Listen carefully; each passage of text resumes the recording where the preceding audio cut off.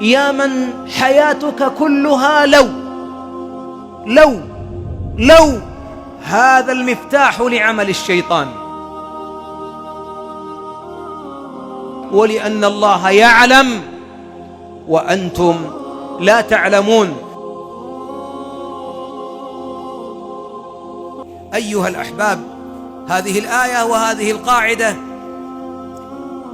على قدر معرفة العبد بربه يرضى بقسمته وعطائه، على معرفتك بالله ترضى به سبحانه، وعلى معرفتك بأسمائه الحسنى وصفاته العلى تعرفه وتدعو الله به. إذا علمت أنه العليم وأنه الحكيم، إذن تفوض الأمر للعليم الحكيم سبحانه وتعالى. فتوقف يا من حياتك كلها لو هذا المفتاح لعمل الشيطان.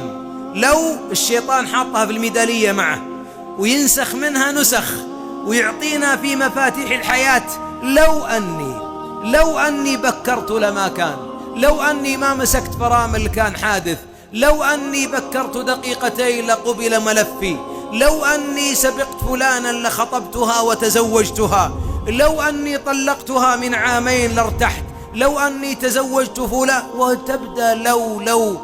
انزع من قاموس حياتك وفوض إلى العظيم سبحانه أمرك، وقل وأفوض أمري إلى الله، لأن الله بصير بالعباد، ولأن الله يعلم وأنتم لا تعلمون. ولذلك هنا كلام جميل قاله ابن القيم أقرأه لكم، يقول عليه رحمة الله: إن العبد إذا علم أن المكروه قد يأتي بالمحبوب والمحبوب قد يأتي بالمكروه لم يأمن أن توافيه المضرة من جانب المسرة. وكم واحد منا فرحان بالسيارة وما مات إلا في السيارة الجديدة هذه، الله يرحم موتى المسلمين، صحيح؟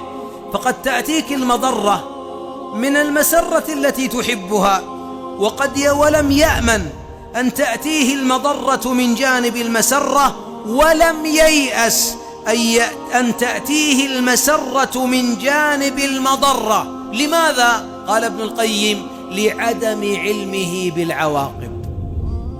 نحن لا ندري. وقال العلماء: لو كشف أحدنا سجف الغيب وانكشفت له الغيب ما يكون في غد ومستقبل الأمور لما اختار شيئا أكثر مما اختاره الله له. ولذلك فوض الأمر إلى الله، وهي نداء لجميع الآباء. إذا خطبت البنت، إذا أراد الولد يدخل الجامعة، إذا خطبت للولد أي أمر يريدونه، دائما يا بنتي يا ابني لا تقول نعم ولا تقول لا إلا بعد أن تستخير وتفوض الأمر إلى الله. الاستخارة توحيد، الاستخارة دين، الاستخارة كأنك تقول: يا ربي، هل هذا الأمر عواقبه خير أم أن عواقبه شر؟ مع أنك في بداية الأمر لربما تفرح، لكن إذا لم ينشرح صدرك فاحمد الله ولا تختر. وهذا من فقه الاختيار، الاستخارة لا تستخر إلا وقد افترقت الطرق، لا أن تكون قد سرت مع طريق ثم تقول استخرت استخرت واخترت، لا أنت واختار الله، لا أنت اخترت قبل، لأنك عندما استخرت كانت النفس تميل إلى ذاك. ومن معاشر الأحباب ومن ما ذكره ابن القيم قال: من فوائد قول الحق: وعسى أن تكرهوا شيئا وهو خير لكم، وعسى أن تحبوا شيئا وهو شر لكم، قال أن هذه الآية تريح القلب من الأفكار المتعبة والاختيارات والتقديرات. إي والله يا شيخ، بعضنا عنده مكاتب استشارية، وهذا أمر استشارات نفسية واستشارات اجتماعية واستشارات اقتصادية. جميل يا أخي أن تستشير أهل الخبرة، لكن ما رأيك أن تفوض الأمر إلى الله في بعض الأمور لا يمكن أن يشير أحد عليك بها. تريد أن تتزوج، وش الناس كلهم يقولون؟ هذا البيت هو أفضل البيوت. جميل، هذه استشارة، بس باقي الاستخارة. الاستشارة للمخلوقين لا يحكمون إلا على الظواهر، أما العواقب فلا يعلمها إلا الله. عاقبة الأمر بيد الله، أما الظاهر كلنا نقول والله هذه تجارة ناجحة، هذه امرأة صالحة، هذه دراسة جيدة، هذا تخصص رائع. ما تدري الذي بيده العاقبة بيد الله ترتاح. وإذا رأيت سكينة في نفس إنسان ظاهر حياته الآلام، وشفت واحد مضطرب وحياته لربما فيها نعم، فاعلم أن هذا قد فوض الأمر إلى الله، وذاك اتكل على حوله وقوته. واللي دائما يتوكل على ذهنه وذكائه دائما يخاف ينقلب عليه الأمر. والله أنا كسبان السنة ذي، بس والله السنة الجاية ما أدري. المرة هذه والله إلى الحين الأمور ماشية، لكن والله ما أدري عنها بعدين. قد تنجب أبناء ثم بعد ذلك ينقلب المجن. والله المدير والله أنا وياه ربع، لكن والله ما أدري يجي واحد يقول لك كلمة ولا منه ينقلب علي. والله لو فوضت الأمر إلى الله لقرت عينك حتى تستقر العين. حقق قول العظيم والله يعلم وأنتم لا تعلمون. ذاك الحزن على الفائت، ذاك الألم لكل اختيار في الحياة.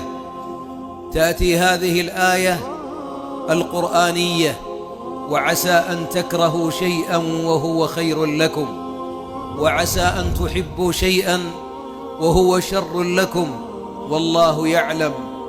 والله يعلم وأنتم لا تعلمون. هذه الآية معاشر الأحباب تطفئ الأنين، لأن بعضنا هذه الأيام أنينه من الماضي، ولذلك يقول: لو أني فعلت كذا لما كان كذا. إن الرضا بالقضاء والإيمان بالقضاء والقدر يجعل العبد يقول: اللهم اختر لي فإني لا أحسن الاختيار، ودبرني فإني لا أحسن التدبير. ويرضى بأخذ الله كما أنه فرح بعطائه. ولذلك هذه الآية أتت بعد قول الحق جل وعلا: كتب عليكم القتال وهو كره لكم، مع أن القتال آلام وأحزان ودماء وجراح وموت ورحيل عن الحياة، إلا أن الله جعل بعده حياة وجعله خير. ومن هنا معاشر الأحبة تأتي هذه القاعدة القرآنية لتربي المؤمن على أن الله لا يخلق الشر المحض، حتى الذي في واقع الأمر نراه مؤلما في باطن الأمر تراه مفرحا. وكم لله من منحة ظاهرها محنة، وكم من نعم الله أتت معها الأسقام والآلام. ولذلك من تدبر القرآن وتدبر السنة فإنه يعلم أن الله حكيم يضع الشيء في موضعه. ولذلك من قبح حال بعض عباد الله أنه يقترح على الله إدارة الكون وإدارة حياته. لو كان كذا لكان خيرا من كذا. يا مؤمن سلم، يا مؤمن ارضى بعطاء الله، يا مؤمن ما آلمك في عاجل دنياك لعله هو الذي ينقذك يوم لقاء الله. ولذلك خرج الحبيب، خرج للقتال في بدر؟ لا والله ما خرج للقتال. كان الحبيب يريد ماذا؟ كان يريد العير. وتودون أن غير ذات الشوكة تكون لكم، تريدون العير ولا تريدون القتال. ولذلك جمع من الصحابة ما خرجوا ليس لأنهم لا يريدون القتال، لأن الحبيب عليه السلام والصلاة ما خرج للقتال أصلا. كان يريد أن يقتطع دون إبل مكة، فيأخذ أموالهم لأنها حلال لهم، ثم أراد الله أن تنجو العير وكتب لهم ذات الشوكة لأن الله يريد بهم خيرا. وكان يوم الفرقان، وكان التقاء الصف مع الصف، وكان بداية ارتفاع كعب هذه الدولة المؤمنة الفتية بقيادة محمد عليه الصلاة والسلام. لو أنها بالحسابات البشرية لا تقاتل يا رسول الله، حتى الأسلحة التي معنا لم نخرج بكل سلاحنا، وليس معنا الإبل ولا الخيل يا رسول الله نعود. هذا لو أنه اختيار الخلق، لكن الله اختار لمحمد ماذا؟ اختيار لهم القتال. هل كان خيرا؟ كان خيرا، ولذلك سمي ذاك اليوم بيوم الفرقان.